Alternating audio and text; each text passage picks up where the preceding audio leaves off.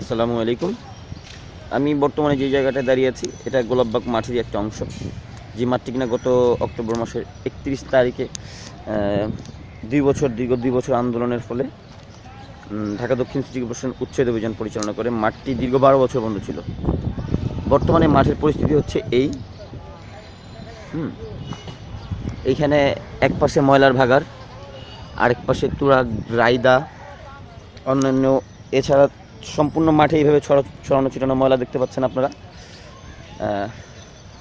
আসলে বলার ভাষা নাই। এখান দিয়ে যারা যাতায়াত করে তারা দুর্গন্ধে আশেপাশে যাতায়াত করতে পারে না, এটা হচ্ছে মেজর প্রবলেম।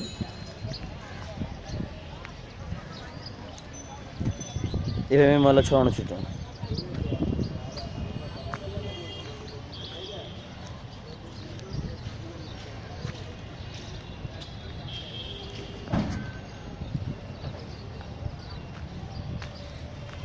এ হচ্ছে মাঠের পরিস্থিতি। দীর্ঘ 6 মাসেও মাঠে কোনো প্রকার সংস্কার কাজ হয়নি। আমি বুঝি না আসলে সিটি কর্পোরেশনের দায়িত্বপ্রাপ্ত লোকজন কি করে। মেয়র সাহেব বলেছে যে ড্রয়িং ডিজাইন, এইগুলো পরিষ্কার করতে কি ড্রয়িং ডিজাইন লাগে আমার জানা নেই। যাই হোক, এইভাবে যে দখল হচ্ছে, এখানে আপনার ফার্নিচারের দোকান আছে, প্লাস কি বলে সেলুনের দোকানও বসছে।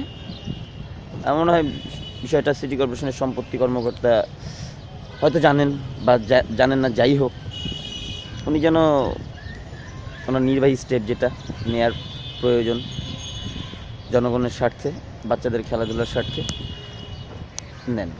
অতি শীঘ্রই মাঠে উচ্ছেদ অভিযান আবার পরিচালনা করা উচিত। এভাবে ছোটোভাবেই যারা দখল করছে আজকে, তারা ভবিষ্যতে হয়তো আরও বড়োভাবে দখল করবে। ধন্যবাদ সবাইকে। আল্লাহ হাফেজ।